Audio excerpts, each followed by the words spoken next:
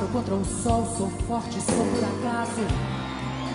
Minha metralhadora cheia de mágoas. Eu sou um cara cansado de correr na direção contrária, sem pódio de chegada ou beijo de namorada. Eu sou mais um cara.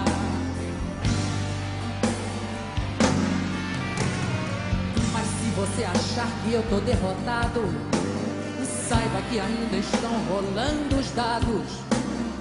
Porque o tempo não para. Dias sim, dias não, eu vou sobrevivendo sem um arranhão da caridade de quem me detesta. A tua piscina tá cheia de ratos, tuas ideias não correspondem aos fatos. O tempo não para. Eu vejo o futuro repetir o passado. Eu vejo um museu de grandes novidades. O tempo não para. Não para, não para.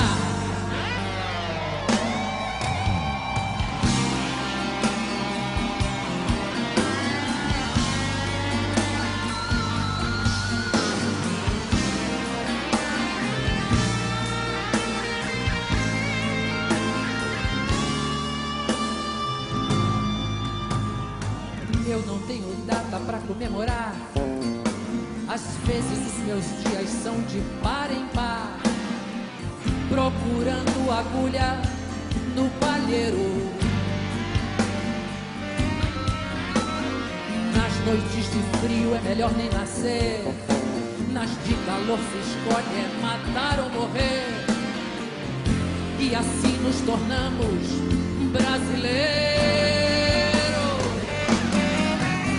Te chamam de ladrão, de bicha, maconheiro, transformam o país inteiro num puteiro, pois assim se ganha mais dinheiro.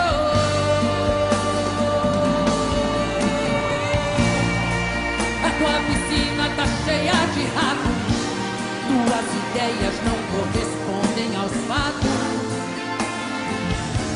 O tempo não para. Eu vejo o futuro repetir o passado. Eu vejo um museu de grandes novidades. O tempo não para. Não para, não para.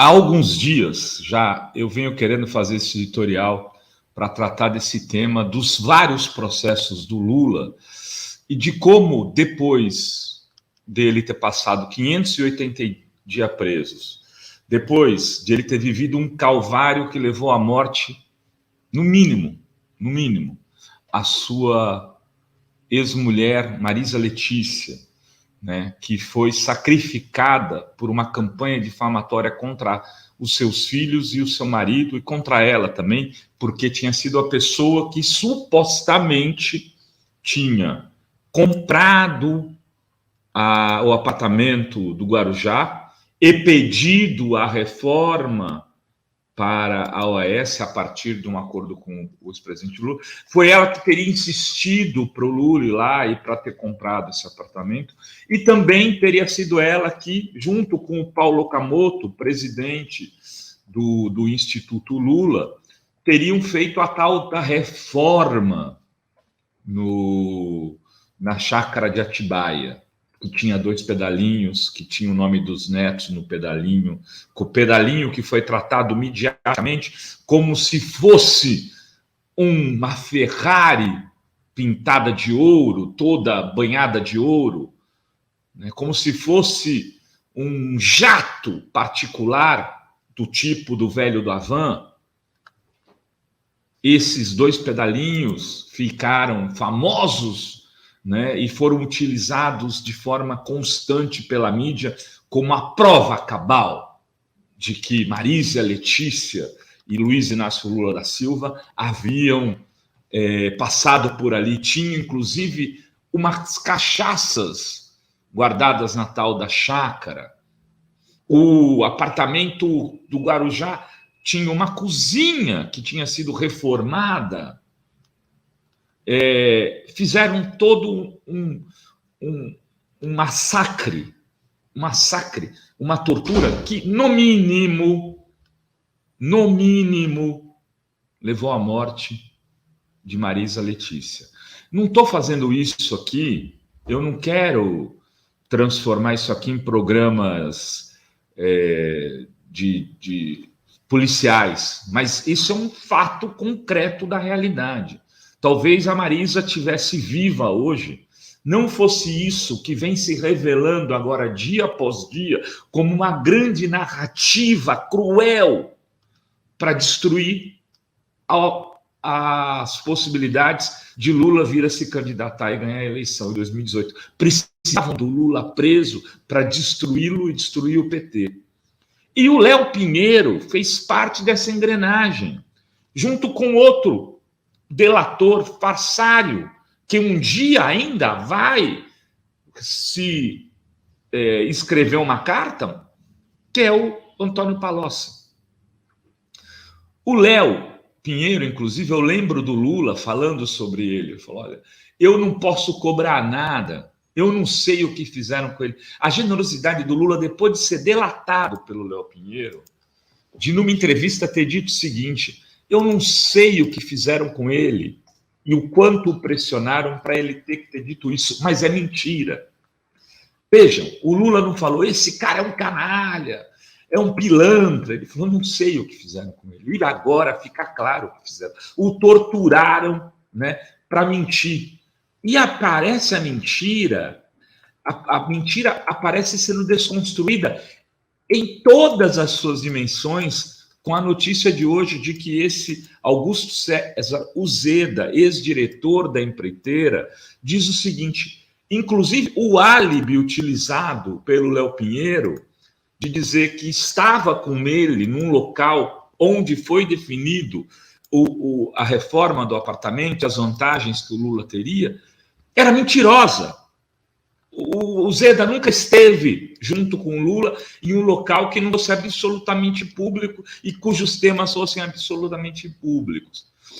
Só que, há 2 anos atrás, há 2 anos atrás é redundância, há 3 anos, quando a gente falava, digo, jornalistas independentes, progressistas, diziam que estavam construindo uma armação, um grande cerco tenebroso, midiático, para incriminar Lula. Os jornalistas limpinhos da mídia tradicional riam. Eles faziam aquela cara de imagina, vocês, os seus jornalistas petralhas, vocês ficam difundindo fake news, está claro, são 19 processos, eles repetiam, são 20 processos, não é um, não é 2, todos foram caindo, todos foram sendo derrubados, não só pela justiça, mas pela própria narrativa daqueles que, num dia, né, se foram denunciantes ou delatores. Esses jornalistas e essa mídia patética brasileira não vai pagar nada, vai ficar tudo por isso mesmo, não vai ser cobrada publicamente, esses caras não vão vir fazer a autopenitência, não vão vir dizer, eu dizia, né, como muitos deles, se gabavam de dizer: a turma que diz que foi golpe, nossa turma dizia que tinha um golpe. Nossa turma dizia que o processo era uma grande cafajestagem. Nossa turma defendia a inocência do Lula porque não é porque gostava do Lula, mas porque não havia elementos cabais de que ele tivesse cometido qualquer tipo de crime. E tudo isso vem sendo demonstrado dia após dia, como nesta última matéria da Bela Megali, de O Globo, que o jornal que foi um das engrenagens desse grande massacre midiático contra Luiz Inácio Lula da Silva, né, que, no mínimo, repito, levou à morte de Marisa Letícia. E não digo nada, olha, às vezes tem coisa que não dá vontade, você fica até sem graça de dizer, mas eu sempre me pergunto, será que o menino, o neto do Lula, teria morrido se o Lula estivesse aqui? Será que ele não tomaria, porque a família estava absolutamente fragilizada, foi para um hospital que cometeu, ao que tudo indica, um erro médico no atendimento do Sandro. Será que com o Lula e a família minimamente organizada, o Sandro não teria sido atendido em outro lugar? Parece, é uma coisa que não é bonito revisitar, mas que eu sempre me pergunto se não seria outro destino do menino Sandro, né, do neto do Lula. Porque eles destruíram a família inteira e deixaram sem condições sequer de talvez ter um plano médico melhor para poder atender nas necessidades das crianças, ou seja, os membros dessas famílias. Será que o Vavá teria morrido? Né? Então, não foi pouca coisa o que fizeram com o Lula. E não foi pouca coisa com o Lula e com os seus familiares. E com os seus amigos. As pessoas eram investigadas, a Clara Ante recebeu a Polícia Federal na sua casa, né? Foi humilhada pelos policiais, simplesmente porque ela tinha trabalhado com Lula. Não havia nada contra a Clara Ante. O Eduardo Guimarães, nosso colega da blogosfera, foi incriminado porque tinha feito uma matéria dizendo que o Lula ia ser alvo de prisão pela equipe do Moro, quando era verdade, e por ser verdade, a Polícia Federal foi lá e queria saber quem tinha dito, como se ele fosse obrigado, e obrigou a falar, e talvez até hoje as pessoas que passaram informação para o Eduardo Guimarães estejam sofrendo com isso. Eu nunca mais soube do rapaz e da menina que passaram informação para ele, em que situação estão hoje. Percebam, havia uma cumplicidade da mídia com toda essa nefasta operação que massacrou um campo político e destruiu a vida de muitas pessoas. E agora sai essa nota na Bela Megali, assim, sabe? Vai virar Jornal Nacional, vai virar especial, vai ter aqueles canos de onde saía dinheiro da operação, vai sair a justiça feroz, ou vai ter alguma metáfora para mostrar como a mídia e a justiça agiram contra essas pessoas, vai ter alguma charge, alguma ilustração, alguma vinheta mostrando tudo isso que foi feito, ou vai ficar tudo por isso mesmo? Enfim, é hora, né, de jornalistas, pesquisadores, estudiosos, professores, começarem a levar esse debate para as salas de aula, para os encontros de comunicação. É hora de fazer pesquisa dos erros da imprensa. Também, não só da justiça, dos erros da imprensa nessa operação que levou à destruição de vidas para poder destruir o PT e o ex-presidente Lula. Isso não pode ficar barato. A história tem que ser recomposta nessas questões. E aí é preciso saber quem estava do lado certo da história e quem estava do lado errado da história. Porque muitas vezes a gente é tirado como jornalistas, né, que são cúmplices, né, de um campo político. Nós não, nós somos independentes e provamos a cada dia que a nossa independência, seja a que custo for, porque nesse período de 580 dias de prisão, do Lula, nesse período de transformar o PT no lobo mau da sociedade brasileira, nós continuamos fazendo o que acreditávamos que deveríamos fazer, sem apoio nenhum de governo nenhum, como diziam que a gente tinha quando o PT era governo. Então, é hora de fazer a prova do 9 da mídia brasileira. Esse caso é um caso simbólico, esse caso do Léo Pinheiro, de que tem que ser feita uma enorme daqueles porta-vozes, né, do lavajatismo, e do quanto eles foram protagonistas dessa ação nefasta que destruiu boa parte da economia brasileira, mas também muitas vidas.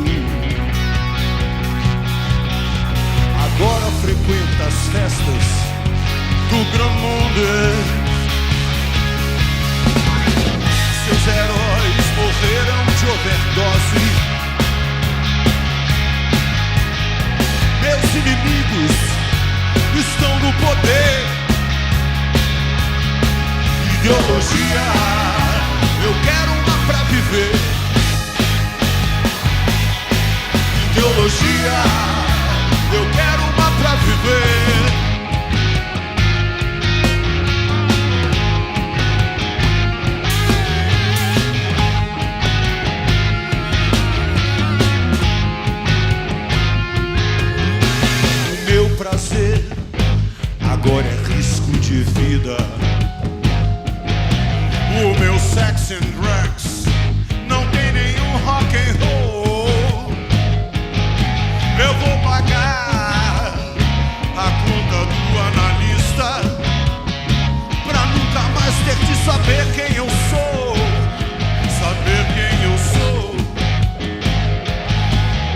Que aquele garoto que ia mudar o mundo, mudar o mundo, agora assiste a tudo de cima do muro, de cima do muro.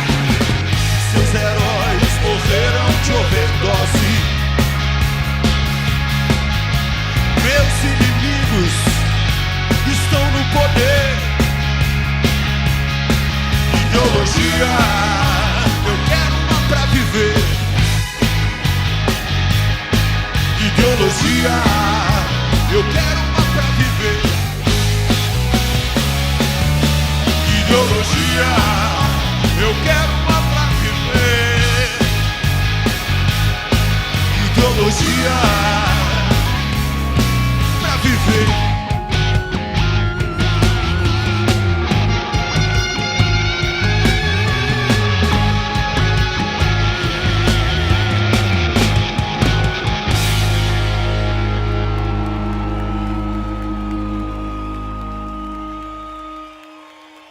Obrigado.